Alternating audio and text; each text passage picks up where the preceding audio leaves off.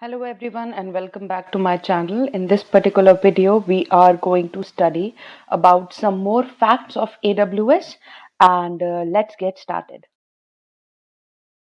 The content that we are going to study in this particular video will be about AWS global infrastructure and its various components. So here we are understanding about what is AWS's global infrastructure. Now this point, is very important as far as the examinations or the online tests are concerned, and even for the interview purposes. The AWS global cloud infrastructure is the most secure, extensive and reliable cloud platform offering over 200 fully featured services from data centers globally. Whether you need to deploy your application workload across the globe in a single click, or you want to build and deploy specific application closer to your end user with single digit millisecond latency, AWS provides you the cloud infrastructure where and when you need it. With millions of active customers and tens of thousands of partners globally, AWS has the largest and the most dynamic ecosystem. So here we are going to have a close look on how the infrastructure is developed by AWS, which actually helps us in deploying and basically building our applications, right? And making it global, in just a click away. So we are going to study this particular thing and it is very important. So what the global infrastructure is made up of, right?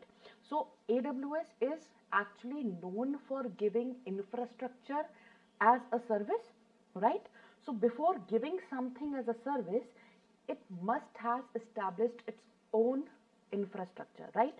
So what that infrastructure is made up of, it is made up of basically six things, out of which three or four are very important, without which the global approach of AWS will not have been possible.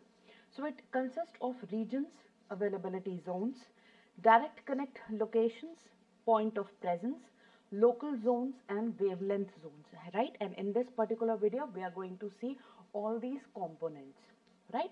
So without wasting time, let us start with the first one, which is the regions. Now talking about regions, what are regions, right? So here you can see on the screen there is a map of a world which has been projected, and you can see certain dots over there, right? Some blue and orange color dots are visible. So these dots are the region, and we can define it as geographically distinct location consist of one or more availability zones, right? What is availability zones? We will be seeing it in the later of this video, but these single points are actually are different regions. So you can see that AWS is actually spanning all over the world, right? In India you can see that it has two regions, right? So here you can see that the blue dots are the regions that are actually been developed and are working, and the orange dots are which are announced regions, right? AWS will be actually it is working upon these regions to be functional, right? So blue dots are the launched regions and orange are the upcoming regions, right? So these are geographically distinct locations. Now what is the benefit of these geographically distinct locations? First of all, here I am making this video, I am in India, right? So I am in this particular region. Now suppose my application is intended for American people, right? So I'm sitting in India, but still I can have my data center over here. I can deploy my application in US region. Suppose my application is actually concerned with the Australian people, right? So there are certain regions. So I can sit over here and I can make my application available to these physical locations. And these are distinct locations, right? So these are physically separated locations, which also make it fault tolerant and also makes the working of AWS global. right? So every region is physically isolated from and independent of every other region in terms of location, power, and water supply. So you can see that if one region fails, other region is working properly, right? So suppose your application is, intended for, let's say, number one, Indian people, let's say number two, American people, and let's say number three, Australian people, right? Now suppose if there is any issue and this particular region gets breakdown, although it is not at all possible, right? It is far from possible, but let us suppose, but still you will be able to actually manage the Indian clients as well as your American client, because these regions are physically separate, right? So how you can understand region? Regions are physically distinct global locations, right? Coming to the next slide, how we can represent a region in an architectural diagram, right? So here I am showing on your screen is an architectural diagram. If you are studying AWS and you want to become a solution architect or a SysOps engineer or so on, so these type of figures and diagrams you are going to see a lot in your examination as well as in your day-to-day working, right? So you can see that over here we have defined region as a location, right? It is a physical geographic location, and in that location you can launch your virtual servers, you can have your database, you can have your storage, right? So it looks like this. So whenever you are designing an application, you have a problem statement, you have to design an architecture for it, these such components you will be actually using it. So you can make your resources, that is your database, your storage or your virtual systems, in a particular region, right? So that was just a simple architectural diagram. Now here are certain important facts about regions that you should know, right? So starting with the first one, each region generally has 3 availability zones, right? So what is AZ that we are going to study just after regions? So you can say that suppose this is a region, right? So you can say that it is a country. Let's say it is America. So let's say it is USA, right? So it is nothing but a country, area, right? In US, you will be having certain zones, right? These are known as availability zones, and these availability zones will be connected to each other, right? Detail we are going to see again, right? And these availability zones will be having different data centers, right? Where the actual end users data resides. So these are the data centers inside AZ. So you can see that regions are actually consist of availability zone, and the number is almost in every region it is 3. In North Virginia it is 6. So this is the largest region that is available in AWS, that is North Virginia, and that is, yes, US East North Virginia, right? So that is the region which have 6 availability zones, but at least 3 availability zones are there in each region, right? So you can see it like this, that region has availability zones and availability zones have data centers, the actual computers, right? So all new services are launched in North Virginia, which is US East. Not all services are available in every region, so there is a limitation. The upcoming regions may have a little less service than the ongoing regions.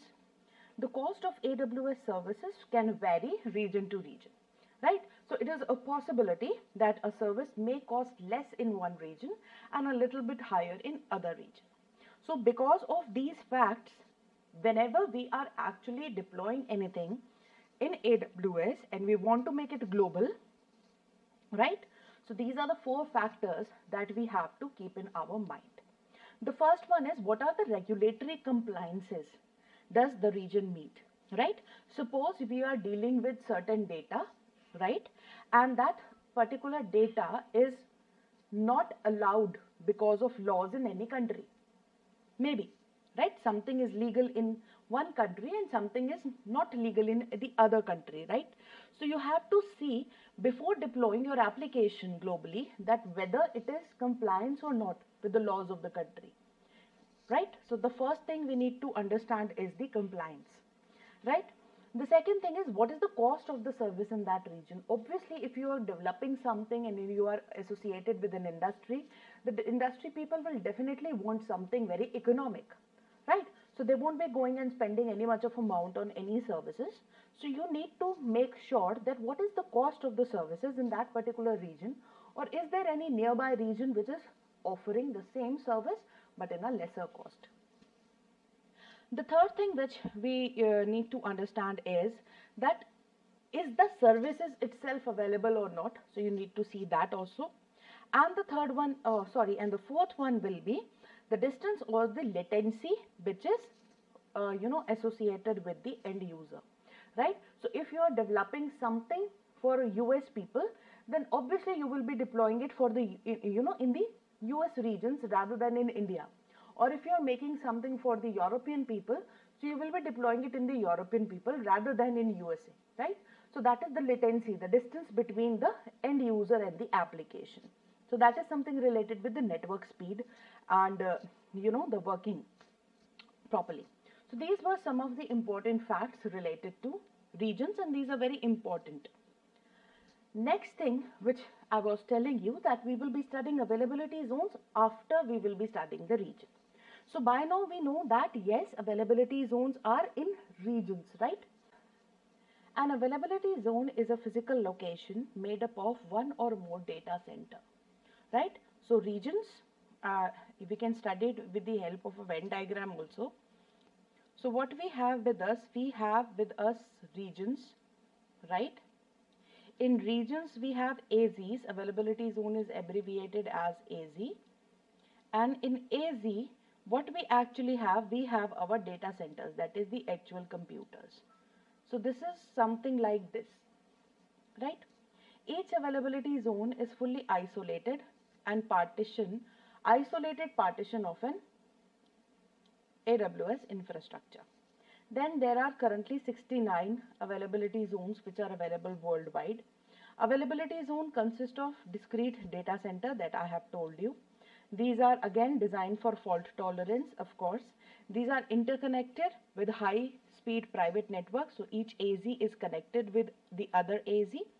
And we choose our availability zone. And AWS also recommends replicating your data. See, if you have a region, right? If you have a region and in that region you have, let's say, 3 AZs, right? And these 3 AZs are actually connected with each other, right? With a low latency link. So what AWS says, that you deploy your application in one AZ and also in the other AZ, right? So if one AZ goes down, right, then your application will be available in at least one of the AZs. So deploy your application in each AZ. So this is known as multi-AZ deployment, which is also a very important aspect of fault tolerance and high availability, right, of your services. So that is something very important. So what AZ is consist of? An AZ is consist of a data center. So you can see an image over here. There is a room in which we have different big racks which are actually installed with some power supply. What these racks are, these are big computers which are made available virtually to us with the help of virtualization, right? So we actually make virtual servers or virtual databases and virtual networks in AWS, right? So AWS data center. So these are designed for security purposes. Of course, these are isolated. Each data center is also isolated from other data center. The data centers are, actually these are the places where the actual data resides. So if I am an end user of AWS and if I want to store something in a cloud, right? So my data will be residing in some of, any one of this computer virtually. I may not know which is the exact physical location of my data, but I can know the AZ or the name of the region, right? So this is where the actual processing and storage actually occurs. Each data center has redundant power, networking and connectivity, and is housed in a separate facility. Definitely it is done because of security and isolation purposes. And data center typically has around 50,000 to 80,000 physical servers in it, right? So huge number of capacities present in each data center. And availability zone is a collection of data center. So there is not one data center in an AZ, there are several data centers in an AZ. Each consists of around 80,000 or approximately 1 lakh computers, right? So this is something you need to know about data center. Again, now this is how your availability zones actually look in an architectural diagram. So this is a sort of rectangular Venn diagram that you are seeing, that what we have with us, we have our AWS cloud. Cloud has divided itself into regions. Regions have AZs, right? So there are at least 3 AZs, right? So the region is EU, which stands for Europe West 1. So the AZs are defined as, the first AZ is Europe West 1A, B and C respectively. These are the 3 AZs, and AZ is consist of these data centers, right? So that was something for the architectural diagram. Now the third part of the global infrastructure. The third part is the point of presence, or we can say it POP, right? So before going on a point of presence, you should know about AWS global network, right? So AWS is a global network. This is very much clear with the understanding of regions as well as the availability zones. So we have seen that map, and we have seen online also how it actually works. So talking about AWS global network, what it represents? It represents the interconnection between AWS global infrastructure, right? So in the infrastructure, what we have studied, we studied regions, right? So let's say we have regions, let's say I have a region R1, right? And then I have a region R2, right? So the thing is that these regions are also interconnected, right? And this is actually known as the backbone of AWS, because each region is interconnected. That is why deploying your application regionally as well as in multiple availability zones, it is very important, right? So as we say that AWS global network is there, so here point of presence actually plays a very important role. How? What are point of presence? Point of presence, or POP, is an intermediate location between AWS region and end user, right? So let's say this is a region R1, right? And let's say this is the end user, right? So this region, or the application which is there in the region, will be associated with this end user, of course. That is the fact. That only then the data can be shared or utilized, right? So in between what we have, in between we have point of presences. And what actually it helps in content delivery. What is content delivery? See, if I'm using a website, right? And if I write something, let's say aws.com in a URL. So the home page of that particular website is shown in my browser, right? So that is the content. Content is now on my screen and I can use it. From where that content, I got that content from the home page of the website, from the web server of AWS, right? That is content delivery. If I'm sending mail to somebody, or if I'm sending a message to somebody, that is content delivery, right? If I'm sharing images with somebody, that is, if I'm downloading something, that is content delivery, right? So this point of presences between regions and the end users are actually helping AWS for its content delivery services, right? These locations could be data centers, right? These locations, these point of presence can be data locations, or they can be simple hardwares, right? Which is actually assisting this content delivery. Now for AWS, a point of presence is a data center which can be owned by AWS, or it can be owned by trusted partners of AWS, right? So it's not necessary that AWS is owning these point of presences, right? Do not get confused. What is point of presence? Point of presence is also a data center, right? So let me again just draw that particular thing. See, you have some regions, you have your regions, you have this actually complete cloud, right? In that cloud, let's say you have region 1, this is one region, and let's say this is the second region, right? Let's say application is over here in this AZ, right? and let's say end user is here.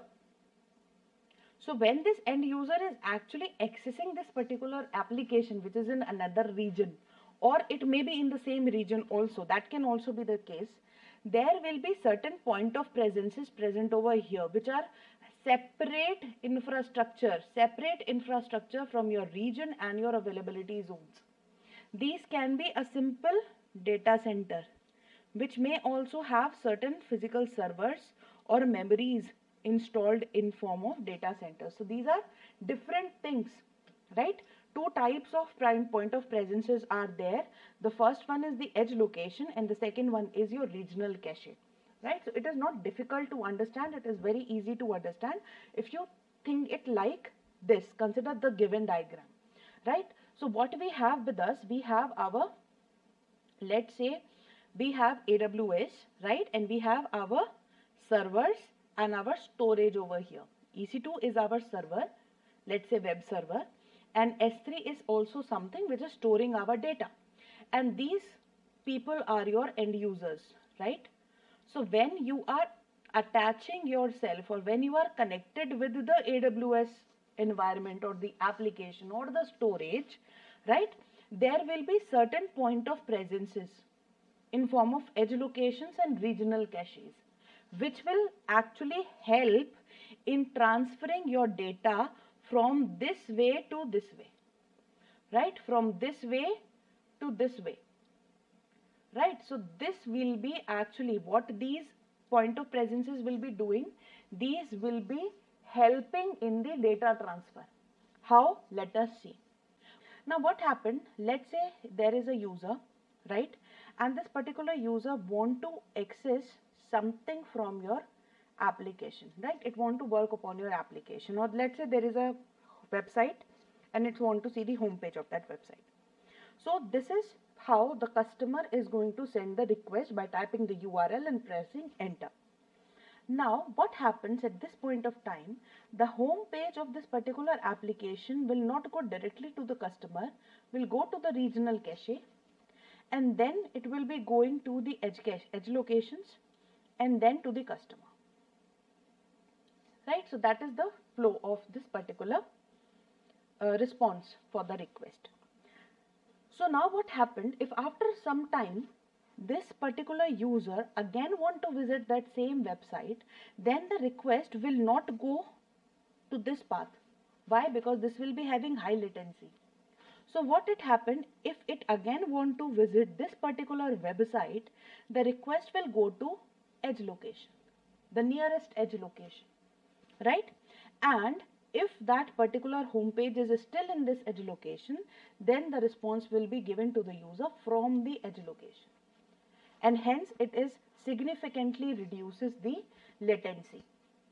Similarly, if this particular user want to access something, now this is going to be in the regional cache and then in the edge location and then to the user.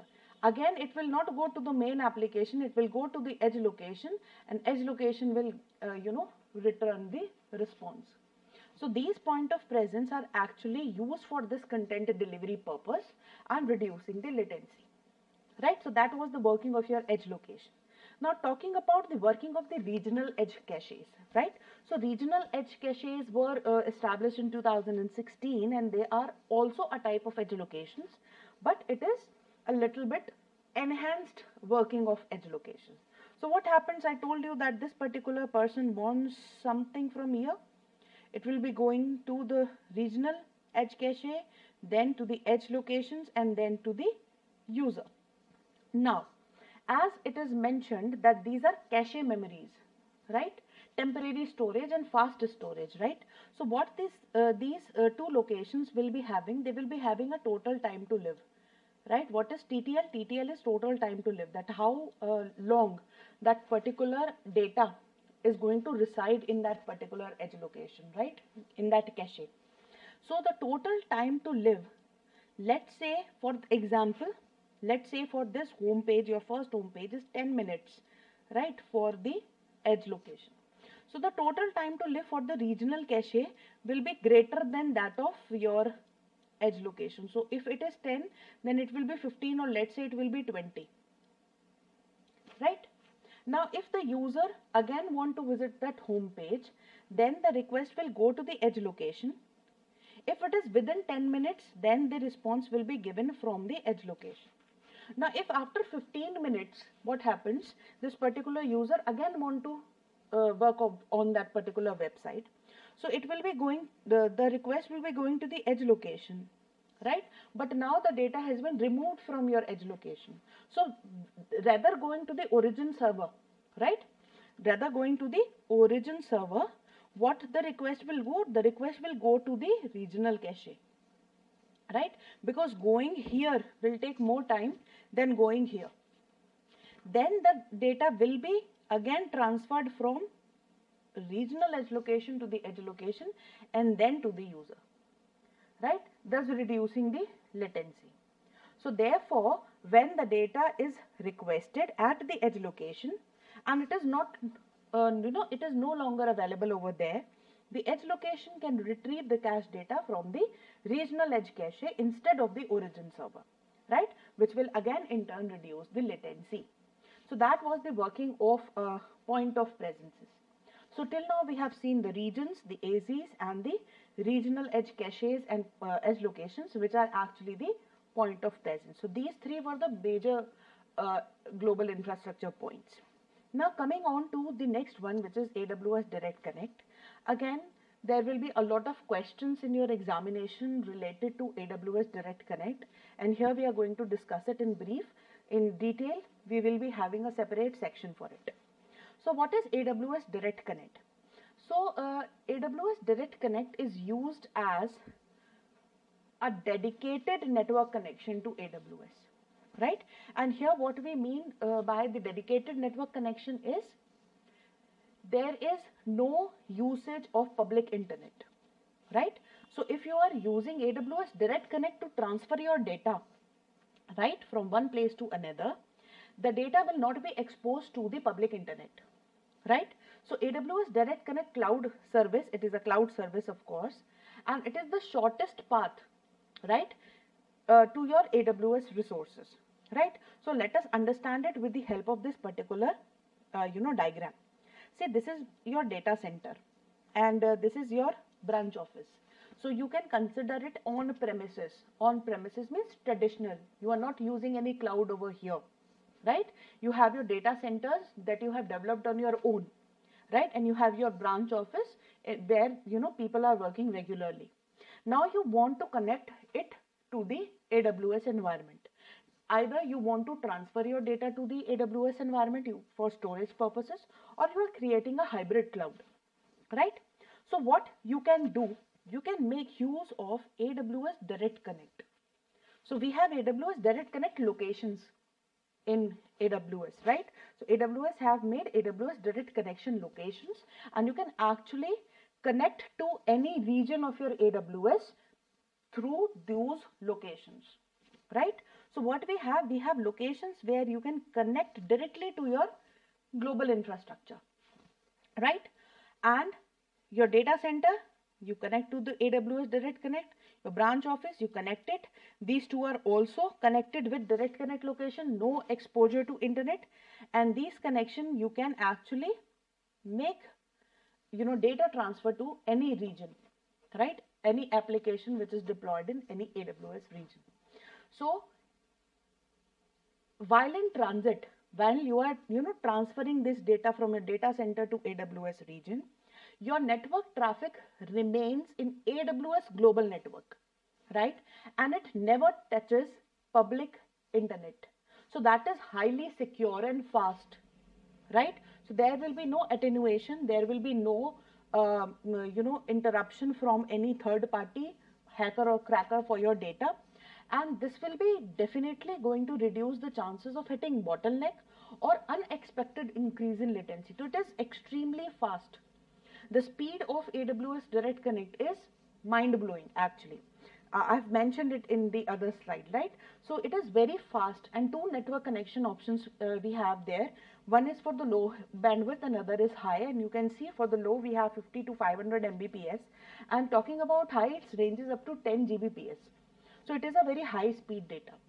And where we can actually use these AWS Direct Connect, there are several cases, but in the most cases we actually use it for creating hybrid network, right? Some data is in your office, some data is on premises, and some data is in cloud, right? So to and fro the connection is actually required, right? So you can use it for that.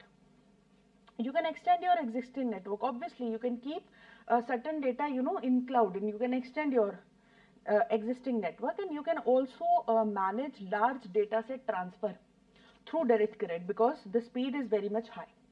So we have these direct connect locations, and through this we can actually connect our different sites which are there with AWS, right? So that is another thing which is associated with the global infrastructure of AWS.